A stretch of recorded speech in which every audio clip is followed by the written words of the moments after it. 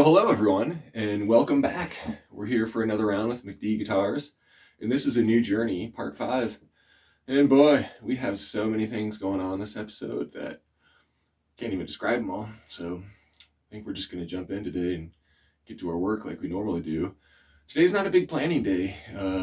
Most of the things we have to do are pretty straightforward, so we're just going to have this short intro. We'll jump right in and go through all of our work and give as much detail as we can.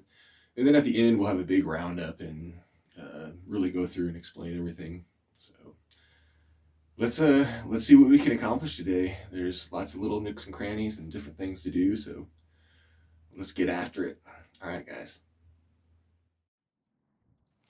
This koa is 2 centimeters thick, and boy, we have a long ways to go.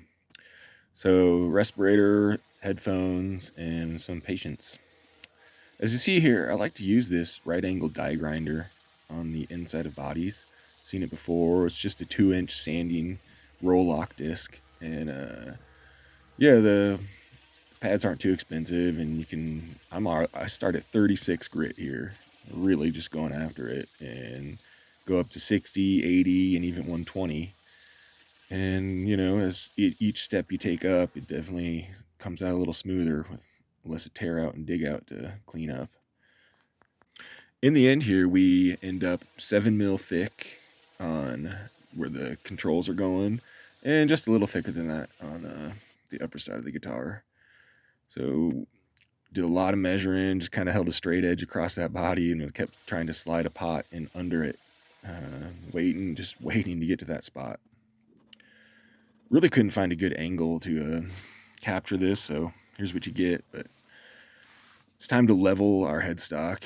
We want to make sure this guy's flat to the neck. So just slowly work it there and work with the angle of the square. But we're ready. We're ready to taper this guy down a little and take some action. And check this out here and watch. And oh, look, there's a puff of smoke. Yeah, this is like one of the last couple cuts this blade did. By the end of the video, we're cutting with a new blade, and ooh, it's like butter. Sometimes when you run them for a while, you forget how nice it is when you put a new one on there. But yeah, feeling pretty good. All our dimensions are coming out pretty good on this thing, and I end up kind of going a totally different order of process on this one. And it was just, as I went through it, I was like, all right, what should I do next? What should I do next? And we'll kind of watch and see here as it goes. It was definitely bandsaw day today.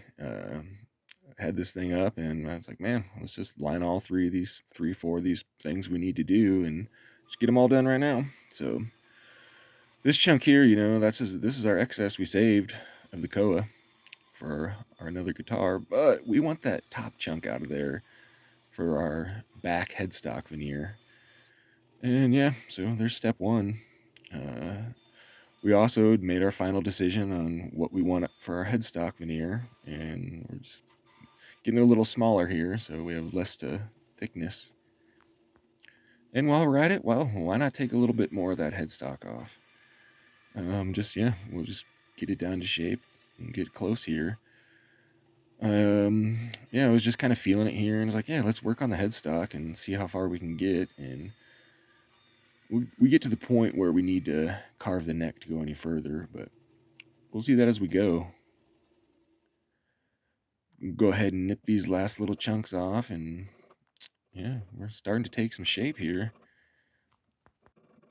We're starting out with a pretty basic PRS style headstock shape here, but we're definitely going to give it our own flair, and not really pre-planning. We're just going as we go. We'll see what shape it wants to take, and be a little artistic about it.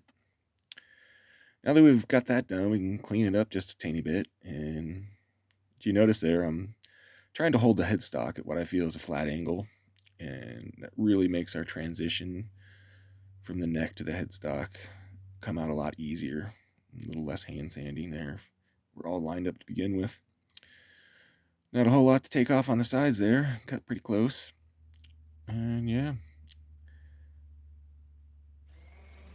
I'm gonna go ahead and thin out this camphor burl headstock veneer, and hey, why not? We're doing one thing at a time. We kind of looked back and forth and decided not to put the headstock veneer on yet. The way it's going to end up, I don't think I'm going to do the level to the neck thing. I think I'm going to go like I did do standard here, and that makes this cut right here very important. You really want this cut to be square to the center line and save yourself a ton of trouble and headache. If you're off angle a little bit and you got to match that up, it can be really hard to get by hand. This is our rear headstock veneer, and we decided, hey, let's go ahead and go for this. I think we can get this done today, so we'll take our little chunk off that we like and do way too much thicknessing. I guess I should have went a little thinner there, but as I plan this, we'll see here in a few seconds. I really had to deliberate with, we have an overall 14 millimeter thickness our headstock needs to be for our tuners to work correctly. And I really did not want to make the Paduk part of the neck too thin and lose some strength. So, yeah. Side note here, we went ahead and cleaned the body up a little bit closer. Thinking when I glue this on, it might be nice to have to be able to clamp this vertically instead of just horizontal clamping pressure on there. I can throw some side clamps on there to hold us in position from squirming. That could be a bonus. So we'll see what happens with that. We'll make our decisions in a while. It's going to be a while till we glue that thing on. And yes, this beginning of cleaning up the inside, probably about halfway there now. And we'll see later in the video, it's looking pretty cool in there. But we'll clean up our side joint a little more and just polish up a little more past 400, I guess, or in that area. So I guess now that that's ready, we're going to continue shaping the neck. Kind of jump back and forth here today and what we need to get done, what we want to get done, and we want to really get our perfect flat level on the side of our neck here, as you can see there. And to do that, I just want to clean up our joint into the headstock a little bit. And yeah, now we're pretty much down to size, and maybe a mil or so thick, extra thick on the sides to clean up at the end, but we are in line with our template and with what our neck needs to be, so we can start thinking about a fretboard. Yeah, that'll be nice. And this part is where I start to go a little differently than I have before. I would generally always, kind of get to this point and then give the neck a rough facet carve. But we're going to wait on that. And one thing I'm doing here that I really haven't done before is really put in the overtime to have a perfectly flat surface to start our neck carve with. And we'll be able to really put a nice center line on there and have a good facet. Go ahead and clean up to take off the little bit less excess of the top of our headstock here and work it to shape. Yeah, we're getting closer. And this is where I started thinking outside the box. It's kind of a risky cut here, but we're going to leave this Paduk at 12 mil thick. And to put a rear veneer on here, I really wanted to start with a flat surface. Anyone that's hand worked the back of a headstock before knows that it's really tough to get a perfectly flat surface after you've just honked it down by hand. So I thought, man, if I can get the Japanese saw out and go down here, then I'm really going to have a flat surface to work with and begin with and save myself a lot of headache.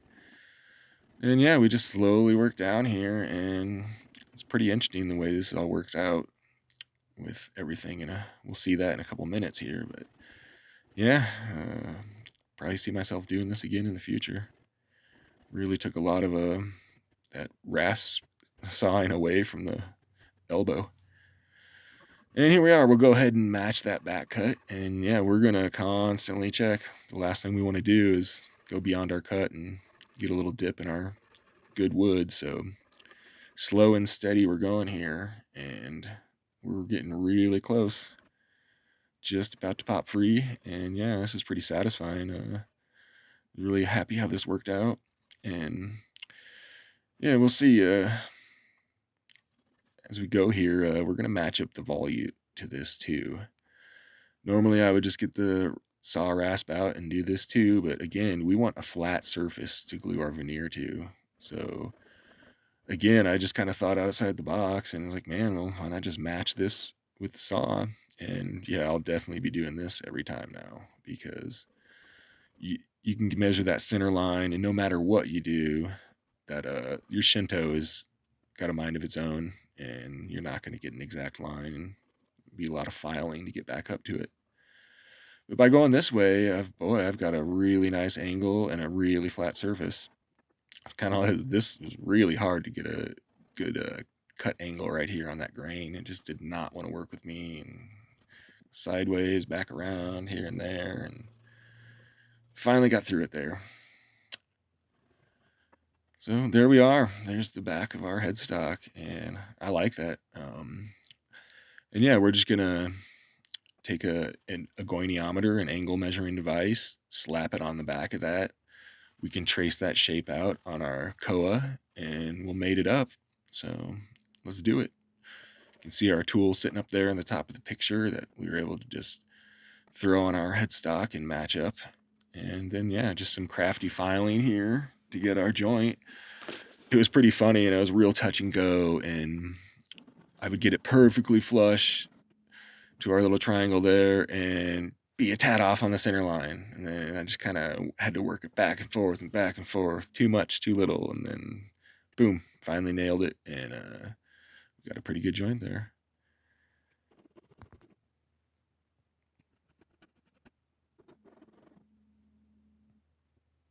And we are ready to glue up.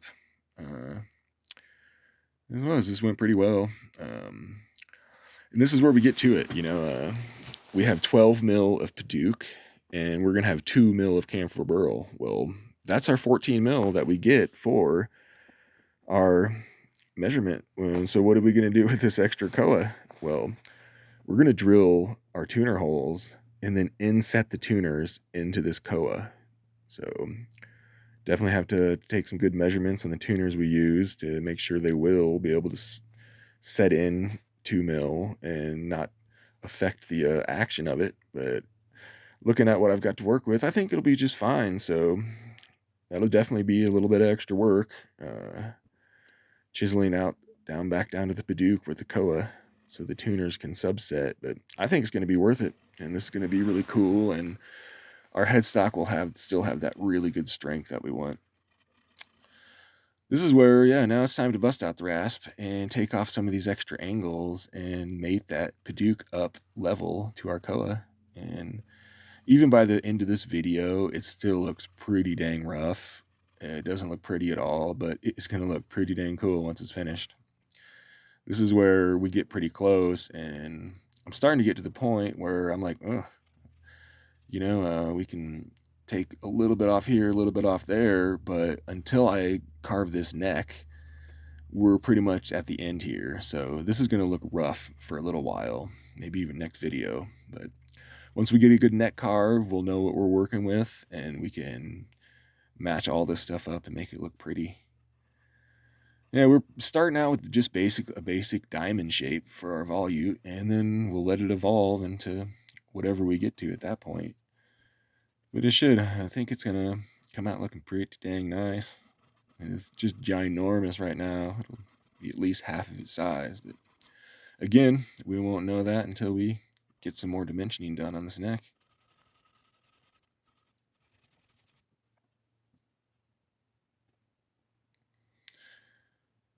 Pretty funny here. I was like, all right, let's do this. Let's clean it up a little bit. It's like, oh, you know what? No, that's just not right. Let's go ahead and do this. All right, much better. Much better. And yeah, I'm happy. I'm pretty stoked. Just cleaning up pretty well, and we got a good joint with our koa to the Paduke. So really excited to see how that's going to turn out.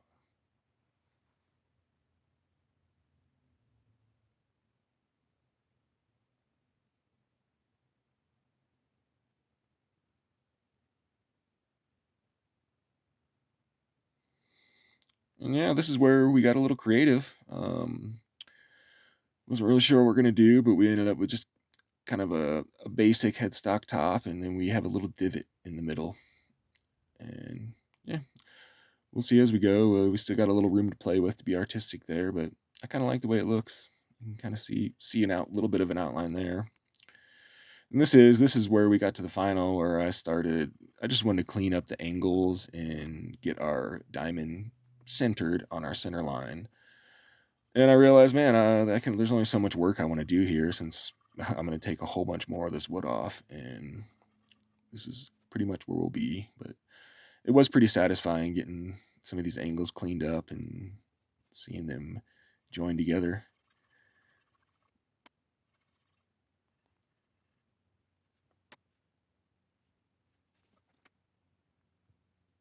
Always measure that center line.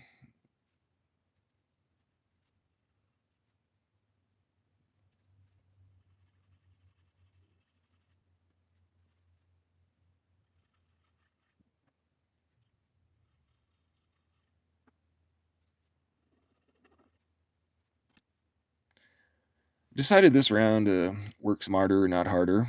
Um, like, man, why am I always just chiseling these out? Let's get this going. So I bucked it up, spent a half an hour making a template, and now when we want to finalize our truss rod, we get a basic dimension.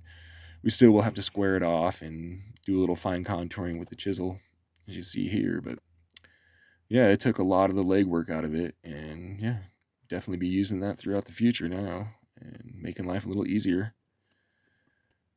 We are here. We're a couple strokes away here, and our truss rod fits good.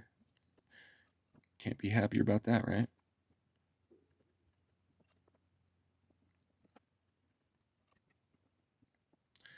Well, we're cruising along here, so let's get our fretboard started.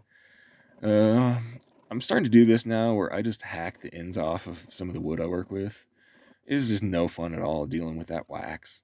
The wax is there to protect the end grain, and usually just use a scraper and clean it off. But boy, there's divots and holes in there, and you just never get the wax off. And then when you start doing stuff like this, it gets into things, and it's no fun to deal with. So getting to the point now where I'm just hacking off those ends and working with it. This is the side of the fretboard we want to use, so we're just making it level. Again, it doesn't have to be perfect because we are going to radius it, but we can definitely tell if we're good enough that it's going to come out well. Once we flip over to this other side, we're really going to go for the gold, and I think we're about 9 mil right now, and we're going to take it down to 7, and that way a little less work when we radius to get our edge down to 4 and center down to probably 6. This is definitely some hard ebony, and it definitely worked down slowly. That's for sure. So here we are. Again, fretting slots, not the end of the world. Triple check everything, make sure all your pins line up, and you'll be ready to go. This fretboard, it was a little short, on the shorter side, so we will not have fretboard extension as our truss rod cover. But I'm completely fine with that on this one because camphor burl truss rod cover on camphor burl is going to look beautiful. So no worries with that. And yeah, so we'll just cram through this really quick, and I do checking that depth a lot. Things can squirm and wiggle and move on you, so keep up on it. And once you get a little better at this, you can you feel a little more comfortable cutting the slot depth to where you're gonna be close to needing it and not worried about going too deep. So just take some practice. But we're ready. We got our locating pins, one on the first fret, one off the fretboard, and we're ready for action. Again, I've stopped using tape or anything. I just am careful with where I put the glue and just barely inch it up to the truss rod. And I've had success, did a lot of reading. And if a truss rod's covered in plastic, and you're not going outrageous with how much glue you put in there, you should be in pretty good shape. It's not going to bind it up. The plastic's protecting it. So, again, here we go, Clamp City, and work this on. And yeah, we're making some progress over here, right?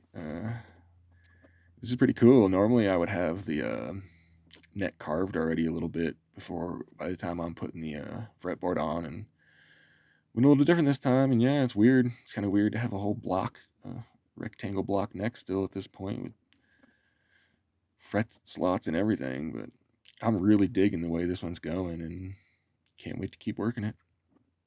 A little cleanup there, a little cleanup here, and let that baby sit. Here's our new bandsaw blade, and boy, sometimes you forget what it's like to have a new one. They just cutting like butter. So you note there, we'll take a tiny little slice here. Take a little nip on the outside of the neck, the fretboard there, and check. And we want to make sure we're not getting any tear out right. That'll determine how close we want to get on our cut. We go pretty close here. Um, Again, get more comfortable all the time, and just working right up to that line and giving yourself less work is always a good thing. Yeah. Again, I've kind of I pretty much only use hook blades on the bandsaw now. I don't know if you guys sneak peek saw in the intro, but I got a scroll saw. Woo! So that's gonna be able to work a little bit more of my thinner material now. And yeah, I mean a hook saw doesn't leave that rough of a cut in my opinion. I'm usually pretty careful with how close I go, and this blade's probably just gonna stay on here. It's such a joy, and it cuts like butter.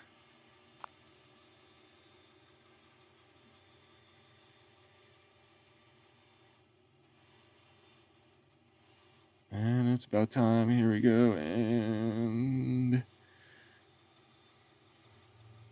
yeah, pretty cool. We've worked that down. It's coming together and looking pretty nice. I figured I'd give this a try, and yep, that ebony is hard. I worked at this for a few minutes. I was like, nope, this is going to need a little bit more power involved. I'd be sitting here for 2 days otherwise. So let's go ahead and get out the good old orbital sander. When you got enough left, it's pretty easy to feel out and not go past and dip in. We have a little bit cleaning up on here anyways, so I'm not too worried about how close we get. Just make life a little easier with this guy. And that wraps up a whole bunch of neck work for the day. Woo, that was awesome. I went back and forth with some different designs for F-holes, and I kind of mocked up some standard ones on there, and I even tried the Renaissance one we used on the ES335, and it wasn't totally sold, so talked to Eric, and he gave me the freedom to just be artistic. And so I spent a little over an hour drawing and erasing and drawing and erasing, and it really morphed, and this is what I came up with. We're going to kind of do basically kind of like last work, I guess, and we're going to start out with just some really nice artistic shapes I designed. I wanted to be reminiscent of an F-hole, kind of that round tip and some points in the middle. And other than that, I just started getting creative, and I have some further plans for this, but you're going to have to wait for another day to hear those, because I'm going to do some artistic drawing and different things, and then I'll bring you guys in on the next step of this F-hole, which I think is just going to be killer. So again, a lot of fine work here, and just back and forth and taking time, and pretty stoked with how this came out. Interested to see what you guys think. So yeah, we'll watch this happen, and yeah, we'll wrap this up. All right, you guys.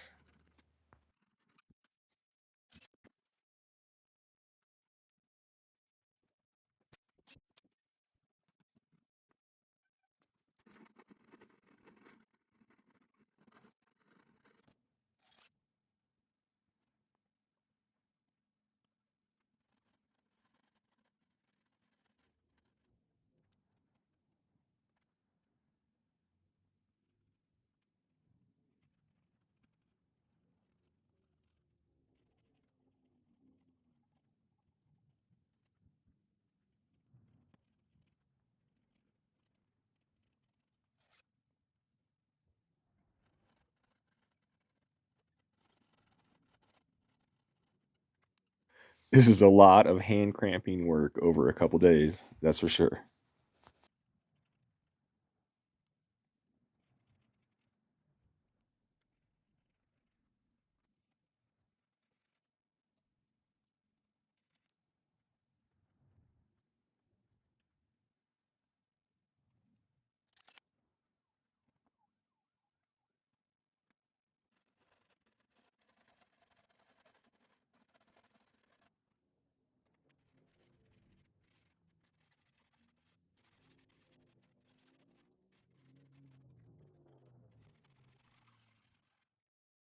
The shapes are still pretty rough, but I really like where we're going with this.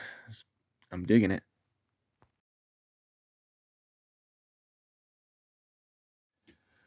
All right, everybody. What a day, huh? Whew. We got a lot done. Actually, that was over a little bit of time, but we did. We got a lot done, and I'm pretty stoked about it. Coming together here. I like that. I don't know. What do you guys think? It's gonna get more interesting, so we'll see as it goes. But yeah, I think everything's coming together really well there. We will.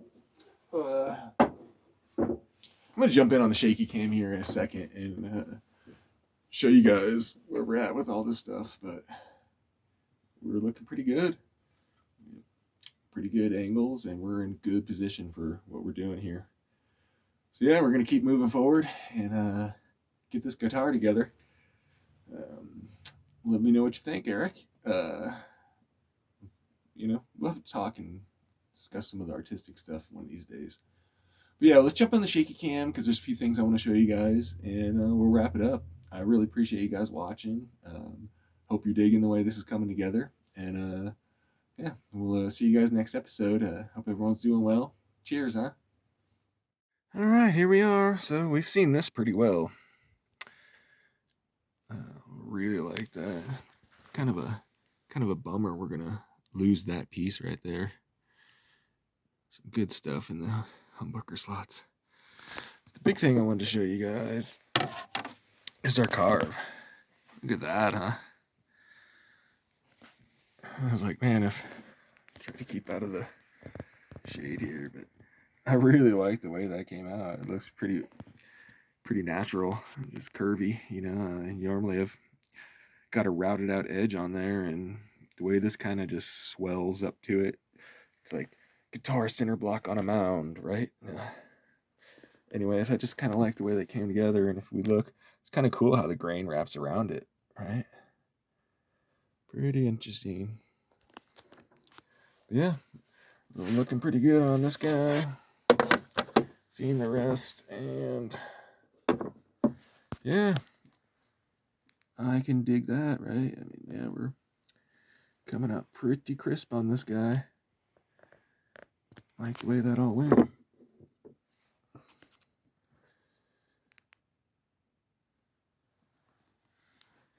I'll take a peek at that in a second. But yeah, we're pretty in line. You can see how this koa is a little rough right now, but once we finalize our curve here and bevel that back, it's really gonna have a really cool kind of mix, I think. And yeah, the front of this volute will come all the way down to the surface and angle up. So I think it'd be cool, like smoothing out right into it. Yeah. So here we are. Until next time, we'll see you guys. All right. Later.